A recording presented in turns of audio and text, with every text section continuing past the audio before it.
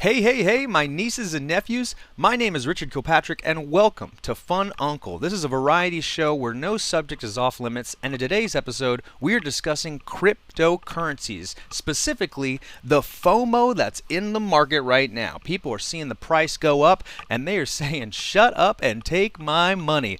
All the bulls out there think that it's nothing but straight up from here. We are going W-shaped recoveries right into new all-time highs, whereas the bears are saying to themselves, maybe there's a little bit of market manipulation going on right now, that this action right here might be a bull trap, or even worse, it's a short squeeze the other way around. If that sounds good for you, then stay tuned for this episode of Fun Uncle.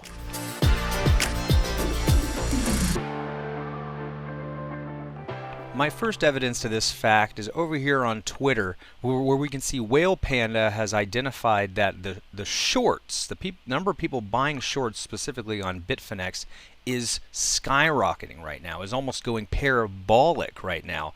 And this actually, I think, was taking place over the last couple days. And so what this tells me is everyone and their mother was convinced that the price was about to go down with Bitcoin. And so everyone started stacking up on these shorts, and then the whales decided, okay, so if everyone's going to buy shorts, then we are going to pump the price as high as we can get it. That way, we can liquidate as many of these shorts as we possibly can, keeping as much money as we can for ourselves. And so whenever I saw this information over here, I was like, oh, okay. So when everyone thinks something is going to go their way, it typically doesn't, right? You know that whole adage, like, if everyone's jumping off a bridge, are you also going to jump off that same bridge? No, I don't think that's the case.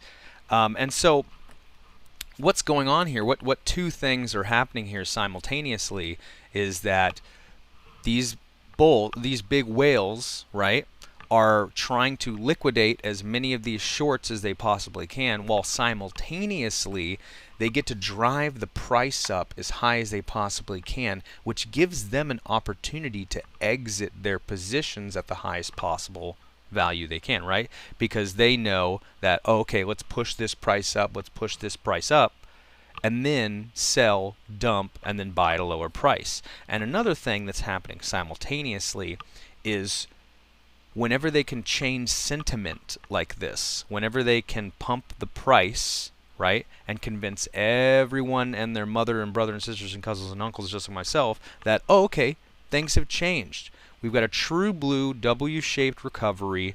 The bottom is in, all the consolidation has taken place, and now we are just clear blue skies. Get your rocket boosters on, because we're going to the moon, everybody. And once they've changed the sentiment and convinced us that that's the narrative, then they dump the price, right? So in the same way that over here we had people convinced that the price was going down. They were so convinced that they just kept buying shorts, thousands and thousands of these shorts over here, convinced that they knew exactly what was going to happen.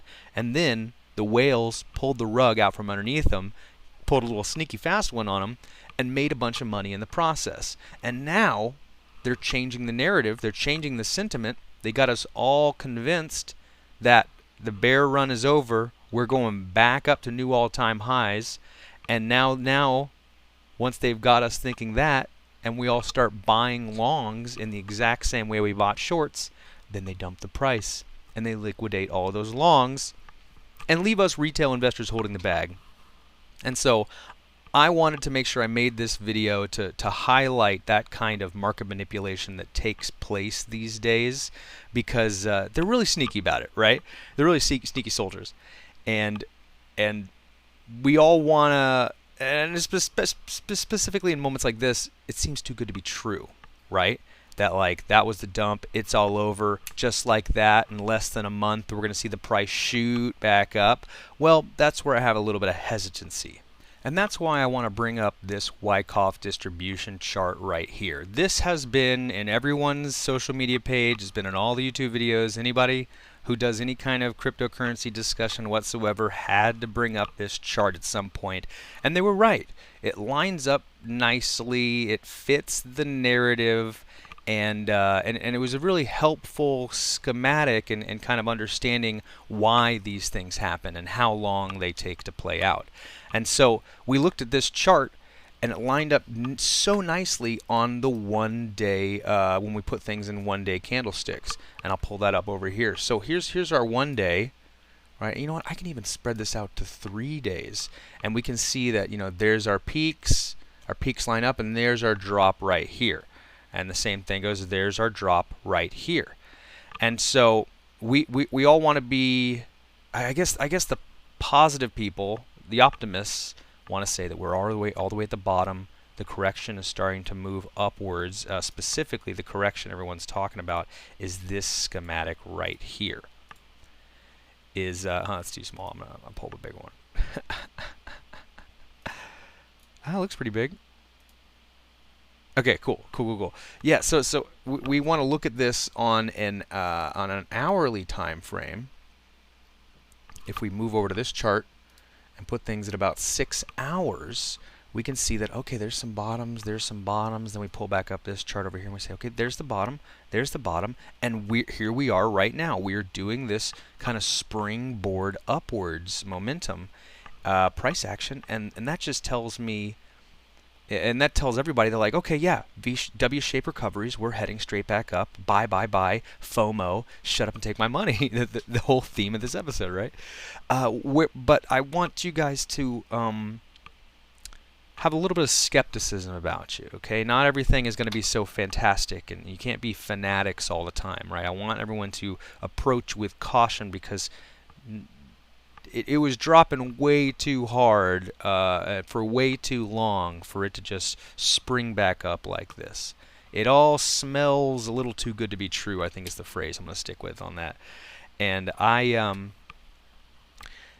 And what's more is most of the pundits who are using these charts want to remind people that this schematic right here only lines up whenever we use a 4-hour chart right here. And so yes, this does kind of line up on a 4-hour time frame. We need to remind ourselves of the first chart. Now that first schematic I had up right over here, this lined up nicely on a 1 day candlestick chart, which means that each one of these movements is about 1 day's worth of upward and downward momentum, and so that's the piece of evidence that tells me we've got a little bit more of a drop ahead of us, that maybe the rug might pull out from underneath us in the future, is because we need these charts to line up with single day candlesticks, not 4-hour candlesticks. So if we want this accumulation pattern here to take place, we would need these movements to line up with single day candlesticks, not 4-hour candlesticks, single day candlesticks. And if that's the case, if this needs to line up with single day candlesticks, then you could start to argue that maybe we're only really right here. Or maybe we're really only right here, Like this is all kind of super manipulation to make us think that this point is actually right over here. So we all think we're here, when in actuality we're really right here. This is price manipulation to try to test highs, or in our case, they're trying to squeeze out the bears, all the people who bought those shorts. So squeeze those guys out, make a bunch of money in the process, simultaneously get the price so high that us whales can move out of our positions and leave all the retail investors who FOMO'd into the price action holding the bag. And I just want to make sure everyone's aware of these kinds of market and price manipulations that take place all the time. It's so textbook that our old friend Wyckoff actually made schematics to help guide young retail investors just like myself, so that we can have these patterns as a template to live by. And the point I want to make when using these schematics is these have to line up with single day candlesticks. These movements here need to be on a larger time frame. And let's go back over to this distribution pattern. This movement here, this took 3 months for all of this to play out here. And so if we want this to be the one, this would need to be 3 months of price movement. Or maybe even this is only 2 months of price movement, because it seems a little bit shorter, right? You know, so by the time we get into phase Z, this would be the 3rd month here. And so I want to hypothesize with you guys here that this is the end of June. This is the month of July right here, and here we're going into the month of August. So for this to play out the way our good old friend Wyckoff wanted it to, we would need to see these things in daily time frames over the course of several weeks, if not several months. And so thank you guys for staying tuned, for watching this video. I just want to make sure I'm echoing as much information as I possibly can to all of you new cryptocurrency investors. And most importantly, and this is what me as a fun uncle I'm trying to do, I want to make sure that everyone is going out of the way to be fun. Especially today when it's kind of lethargic, the weather sucks in most places. I think there's some storms sweeping through the southern part of this country. And so when things look bleak, go out of your way to be fun, do fun things, and be that fun, encouraging people that people want to be around. All right? So thanks so much for tuning in. My name's Richard Kirkpatrick, and please let me be your fun uncle.